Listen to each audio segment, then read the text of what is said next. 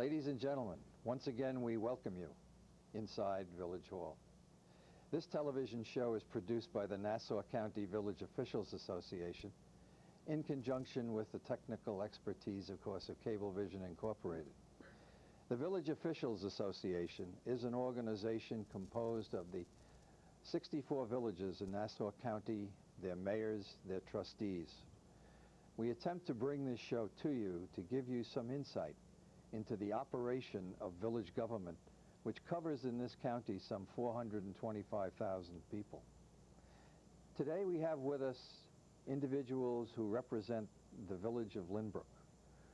On my immediate right, we have Maury Foreman, who is a trustee in the village of Lynbrook, and to Maury's immediate right, we have the mayor, Eugene Scarpato, the mayor of the village of Lynbrook.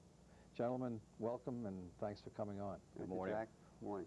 We'll start as we usually do to give our listeners a little bit of an insight into what your village is about. And to do that, maybe Mayor, we'll start with you to give us a little background as to the history, its size, etc. Well, Lynbrook is, I consider it a hub, and we're at the center of many villages. We have about 20,000, less than 20,000 people, and we have the Long Island Railroad comes right through the heart of it. We have Sunrise Highway, we have Merrick Road, we have Peninsula Boulevard cuts through it, and around us we have Valley Stream, Malvern, East Rockaway, and Rockville Center. So we always consider Lynbrook, I always have, I've lived here 38 years, as the hub of the area, and we're very proud of that. Its history, if we go back a little bit into the village itself. 1911, it was incorporated. I can't remember the exact number of mayors. Back then, they didn't call them mayors at the time. They were presidents and so forth. I think there were, including myself, maybe there were only 12 or 14 mayors or presidents. And village politics in Lynbrook has been turmoil in the last few elections, and with one mayor overturning another and so forth, and over the last 4 or 5 elections. But hopefully I think it's settled down now. Now I'm the mayor. Well, at least you hope so. Wishful thinking, but I enjoy what I do.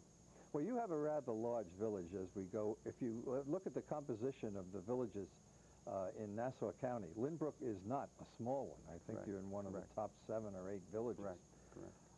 And of course, as you said, your geographical composition is such that you are kind of in the middle. We all know that on the south shore of Long Island is the major population of Nassau County, not comparable to the north shore of Long Island, where you find, and particularly in the town of Oyster Bay, some rather sparsely settled villages. However, Lynbrook is not in that case as being sparsely settled. Maury, let me move to you and let the audience know, Maury, that you are a new trustee in the village of Lynbrook, not new to public administration, but new as an elected official. I think you told me you've been on the job 16 weeks. 16 weeks, exactly. Okay, now, for the audience, I think you're going to be of some interest, because they would probably like to know why you got into this mess, number one. And number two, now that you're there, did you make a mistake? Well, go to it, Maury. I don't think it's a mess, number one. I think the village is making phenomenal progress, and when I was asked if I would consider running for election, I saw an opportunity that the village was now turning a corner, and it was showing some very positive signs. And I thought this was a time to serve. I think my interest in public service started when I was in the 8th grade, when I was asked to do a report on some aspect of my community. I went to the local police station where I lived in the city and the local firehouse, and that sort of piqued my interest. And from that time on, I was always interested in public service. And when I did my undergraduate, my graduate work, my field is public administration or the management of government and nonprofit organizations. So I've always had that inclination, always have been there. And now that my kids are grown and married, I said it's time to step forward and serve, and I was delighted to be asked, and I decided to run, and I was successful in running, and now I have the responsibility of carrying out the responsibilities of office. And we welcome you, as Thank you know, Maury. I'm sure that they all welcomed you in Lynbrook by having elected you. Let's look, Mayor, if we can, and Maury, at some of the problems and concerns that your village faces. Every village all over the island faces some kind of problem or problems. And in Lynbrook, what would you consider some of those things that you look forward to, not with a great deal of positive view? Well, economics is the key word here. We have now installed a revitalization program, and Maury is here today, and I asked Maury to join me because I've asked him to head our economic development program. And we're in the midst of it now. Our village business people have passed a BID, which is a Business Improvement District, and they're going to be, in essence, digging out of their own pockets to help revitalize our downtown. And Tom Galata, our executive leader in Nassau County, has basically selected Lynbrook as one of the villages that will receive monies towards revitalization. And we were successful in achieving an ICE-T grant from the state, and that money was coming in. So there's a lot of things happening, as Maury said. We're turning the corner, and I think that's the key to revitalize our downtown, upgrade our assessed valuations. Tax certiorari claims are absolutely killing us, as they do all other villages, and I just got word this morning about a brand new one. It's a tremendous drop in evaluation. And I think beginning with the downtowns and revitalization, which Maury is going to get his hands full of, will start to turn the corner. I think we're finished with the big tax certiorari claims, but we're in the midst of it. And that's basically the deepest concern.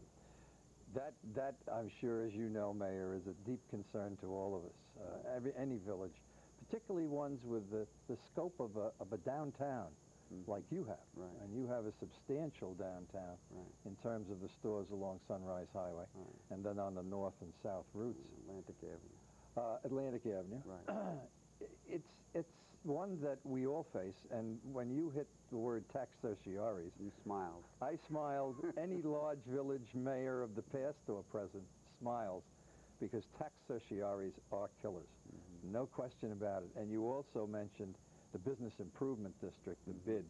And Maury, being that the mayor has kind of laid this on you, Yes. is there some information you want to bring us? Do you want to comment relative to this economic problem we all face? Well, and I'm glad you used the word "we all face," because it's not an issue only in the village of Lynbrook. It's all the villages. Yes. And the older the village, the more difficult it is for the village to keep pace. Shopping centers for the last 30 years have drawn shoppers away. The convenience of parking, the convenience of mega stores have all drawn people away.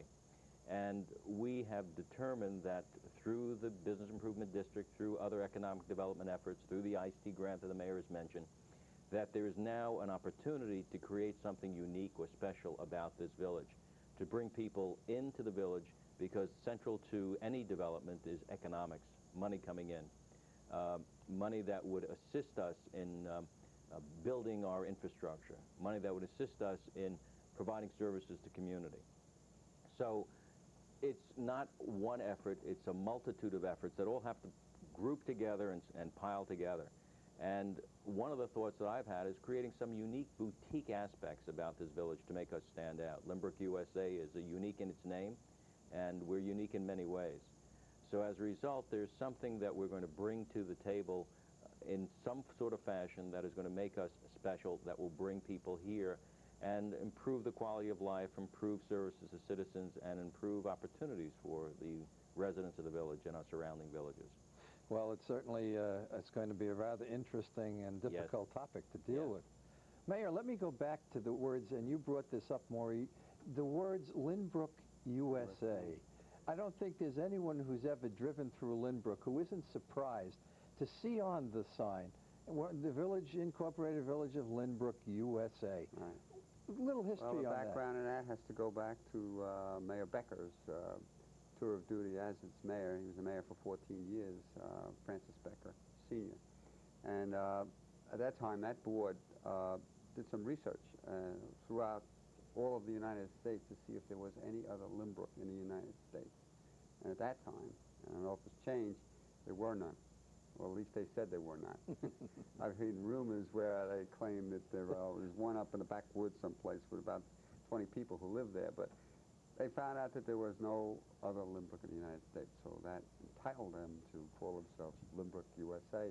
There was only one of us in the country. And it's your official status. You call That's right. It's been it's official. It was made by referendum and approved by the Board of Trustees at the time, and we're very proud of that because no one else has picked up anything like that. I'm fascinated And by of course, that when I Lynbrook see is, that you on know, the side. the name Lynbrook came from most people when it was incorporated in 1911 came from Brooklyn, so they just reversed the syllables. So Brooklyn, Lynbrook. That's another fascinating piece of Right. information, and I'm glad you're bringing it up Right, because right. people wonder sometimes where did the name come from. Yes. And that's a great one. Oh, That's a great yeah. one to turn it around. Right. Maury, I'm going to ask you so as not to get off the business situation for a few minutes. You use, and I try to do this for the residents who are looking in, iced tea grant. Am I correct in hearing what you used, Yeah. the title? Yes. Can we talk a little bit about what that might be, Mayor? Well, or Maury, either one. Okay. Iced teas is intermodal. Okay, it's a long... Yeah. Yeah. It basically It's an acronym. is a program. Okay. A program. Transportation grants. It comes out of the Department of Transportation. Okay. And connected to it originally was, not originally, is a bicycle. They're trying to get rid of the pollution, cut back on traffic and so forth, so on. So this grant money is basically, the surface of it is to encourage bicycle routes. There are routes all over Long Island, and Lynbrook has routes. They're not marked, and they're not, but the bicycle clubs know where they are. But they're encouraging us, and some of the money that we get, and we had to qualify, we had to promise to put signs and identify or re-identify the routes in Lynbrook. And I had some residents who were very upset about that. They thought that we were going to have Tour de France going through Lynbrook. And really it's a part of the program to encourage people to take their bicycles to the railroads versus their cars and so forth and so on. But with that, we can use that money to revitalize our downtown because downtown leads right into our railroad station. And it's part of improving the route and the view of the route. And that's basically what it is. So we'll be putting some trees along the route, identifying with proper signs and so forth and so on. I want the residents to see how creative village government must become yes. to use the grant money that's up there. And it's certainly money that if the villages didn't become creative and use it, certainly the cities would grab it off. And then that money, which is for all residents of New York State, might not be available because a bigger entity happens to use it. And you're to be congratulated on the creative means you used to get it. Additionally, fortunate in that Malvern had the same opposition in their community, and they were awarded the money also, but they refused it, turned it down, because the people felt it was going to be Tour de France in Malvern, and strangers coming into the area and so forth and so on. So when we found out that they turned theirs down, we put in to get their share. And Valley Stream and Lynbrook did get their share. So we were able to get another $100,000. And Valley Stream, I think, another $75,000 added to what we already had. So totally we got close to $400,000 for our program. Just great. We're very thankful for that. When we talk about the Business Improvement District, the BID, and I keep using this so that people understand when they read in the newspaper a BID, when they wonder what that is, it's a Business Improvement District. The fact that the people are willing to tax themselves, that in itself is a fascinating concept. Have you, I guess you're just in your initial stages with the Business Improvement District, have you found that the commercial people are willing and want to do this in order to improve their lot? Or go ahead, Herman. Willing and want to, I think that it's more they have to. Okay. Anyone who has a business in a location has a sunk cost. Their fixtures, their store, their traffic, all the activity relating to that business. They're there, and they're serving a population. And it would be foolish on anyone's part not to improve your own facility to bring people in. Everyone who is right-minded does things like this. There are certain people who feel that the cost associated with it is more than they want to pay. But when it comes down to the bottom line, if you're going to bring people in, You have to have a presentable, beautiful, attractive, enticing environment. And many of the folks have bitten the bullet and said, yes, this is what we must do. The improvements will be facade improvements, sidewalk improvements, planters, to make it more appealing, to make shopping a more pleasurable experience, to make shopping a cut above of what it is. Things are very sad in many ways when you look at some of these storefronts and look at some of the sidewalks and look at some of the infrastructure. And you go to different parts of the country and you see how beautifully they've created these downtown environments, whether it be a Portland, Oregon, or Seattle out on the West Coast, or some of cities on the rivers in Texas, any of the river walks. They're just beautiful. We don't have a river here, but we have other activities and other environments. So that, yes, I think that they are willing to do this because they know it's necessary to do it. It's economic survival. Yeah, and economic survival is not only economic survival for them as individual entrepreneurs, but it may be economic survival for our villages. Absolutely. Who rely so heavily on the taxes that come in from those people. Let me move in another direction, if I might. And you have become, the village, have become very, very open and a lot of publicity regarding having to do with electricity. Now, I'm not going to say another word about electricity. You take it from there and frame what you know I'm talking about relative to electricity. Well, actually, we all know that local charges the highest rate in the continental United States, which is close to 17 cents a kilowatt. And I was approached. I was only the mayor for about three months, and I had received a phone call from Mayor Vigilante, who was the mayor of West Hampton Dunes, and I listened to everyone who calls, and it sounded far-fetched first, but they felt they had an idea where we could formulate our own municipal power company and buy our own electric from out in the Midwest, and there's abundance of electric, and there is an abundance of electricity out there, and not pay the exorbitant rates that we are local. We'd have to go through condemnation and so forth. I'm not going to get into that. But I listened to the conversation on the phone, and the more he spoke, the more I said, well, it's worth listening to. So I invited him to come down to my village hall to speak to my trustees, and we were all impressed with the concept, not fully understanding it, and we went a step further, and I felt power in numbers, so I invited Malvern, Valley Stream, and Limerick, and of course East Rockaway. Rockville Center, who is our other neighbor, already have their own municipal for many, many years, and they charge their residents 6.5 cents a kilowatt, and next door to them is 17 cents. So the concept gets more attractive as you listen to these things. Can we do it? So we had a conference with all of the villages, those four of us, and we all went through. We had Mr. Foy from the LIPER come and speak to us. We had locals speak to us. We did a lot of research for a year, and we were still convinced that we should go further. To make a long story short, Limerick decided to go for its referendum and formulate the municipal electric company.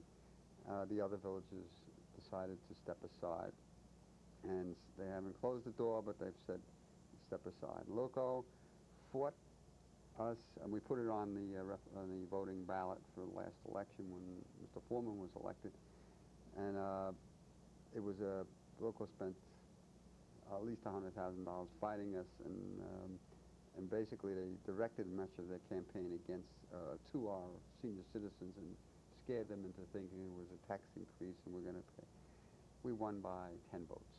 10 votes. There was 3,600 votes cast. Quite a in number. that election, Yes. and it wasn't what you would say a mandate, but it was an approval, and as we say, a win is a win. And what it's going to do for us is not immediately reduce electric rates, but we're in position. If LIPER falls on its face, and it could, may not, there are arguments pro and con, but we can do something right away, and that's to reduce the cost of my residents' gas bills. And we're proceeding towards that direction. And before the winter season, we're going to make a proposal where possibly our residents will save 15% of their presently cost gas bills. and we need to do no condemnation and be no opposition from local, because they will still be receive the bulk of their money through the transportation of the gas.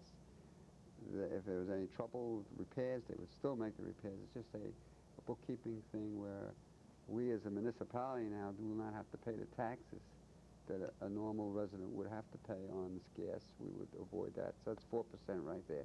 Plus the bulk buying ability that we have as a municipality.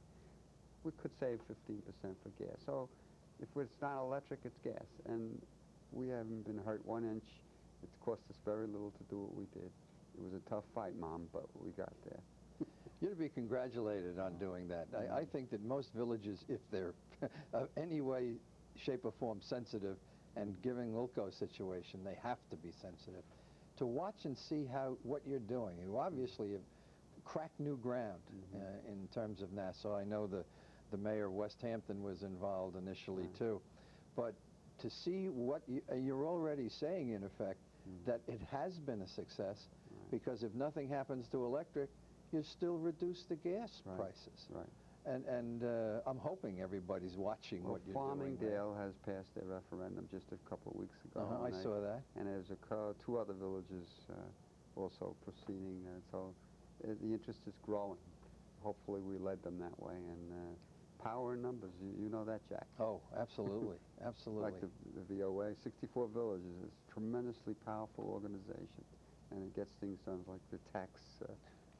I'm sorry. There he goes. He led me right in. What's that word they use on television all the time? A segue? A segue. You move it right into what the next topic was and what we have left.